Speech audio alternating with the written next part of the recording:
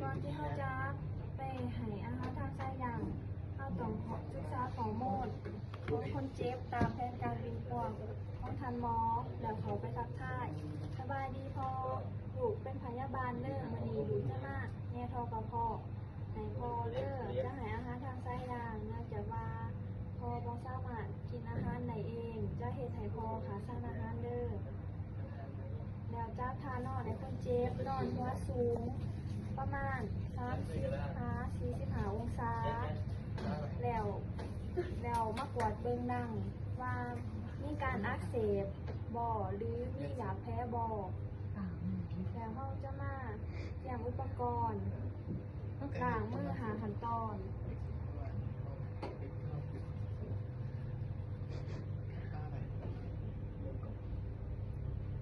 แล้วใส่แมสใส่ถุงมือตู้ขายย่าง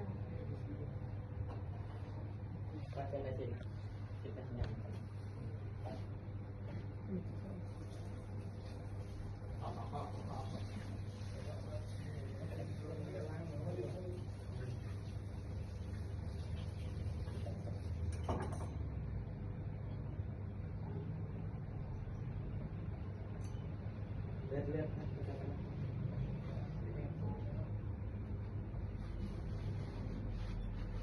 เห็นเหมือนจิ้มบ่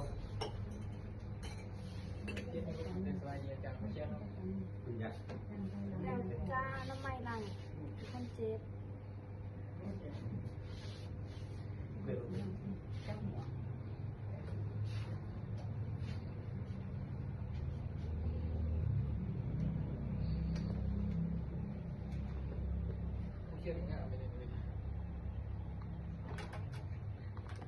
แล้ว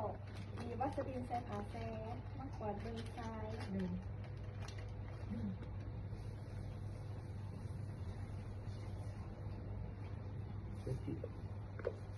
แล้วมาแทกลงซ้าย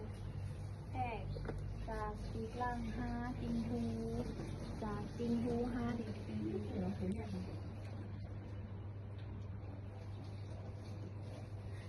แล้วเอาเครื่องไม้มาปิดไว้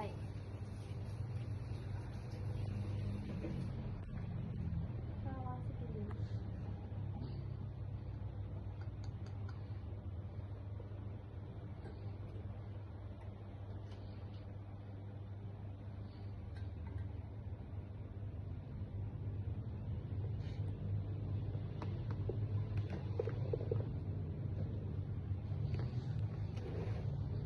ว่าแง่หอดพ่อห้อยแล้วเขาจะบอกคนเจ็บให้ตื่นเอา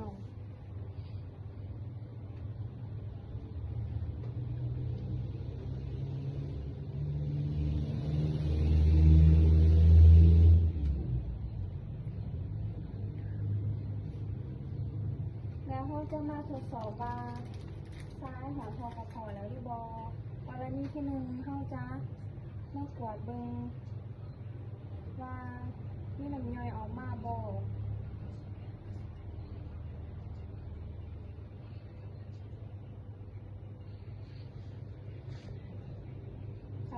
หากว่ามีน้ำย่อยออกมาแสดงว่า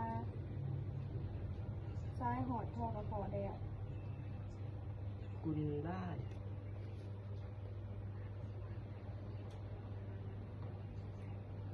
กรณีที่สองแมนใส่สเตปป้า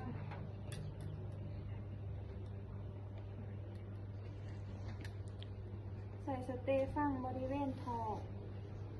บริเวณกระเพาะ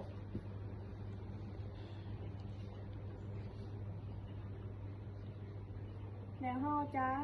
สูบนมเขาประมาณ10 ml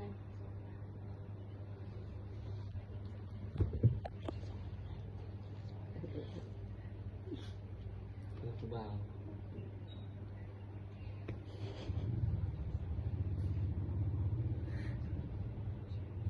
ถ้าได้ยินเสียงลมแล้วแสดงว่าแค่หอดทองพอแล้ว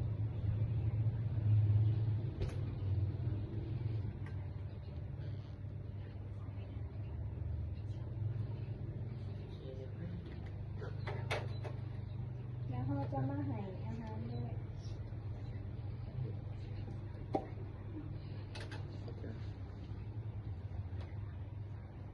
เป็นอะไรล่ะ น้ำไม้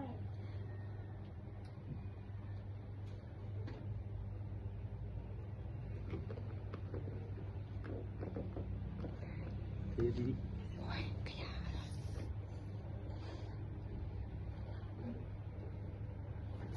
ให้ดูนะไป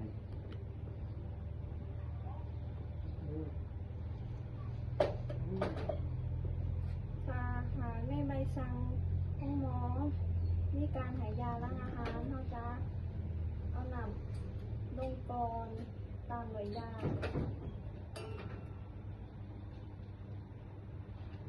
แล้วตามด้วยน้ำประมาณ30 ml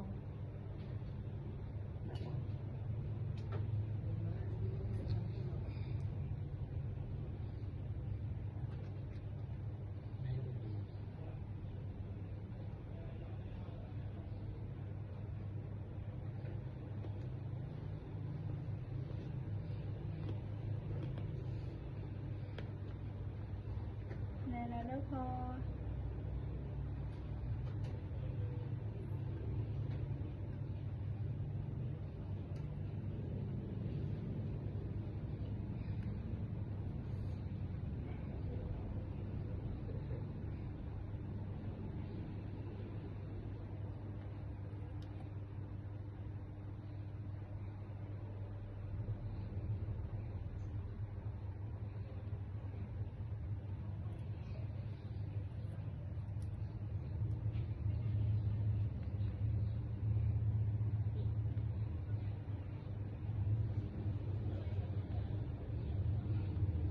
ทำให้พ่อเต็มไซส์เด้อเพราะว่ามัน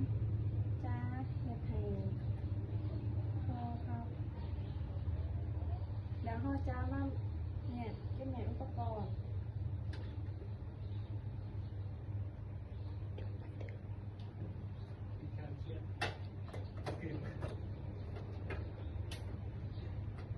แล้วล้างมือแล้วก็ เป็นอะไรมันจะดู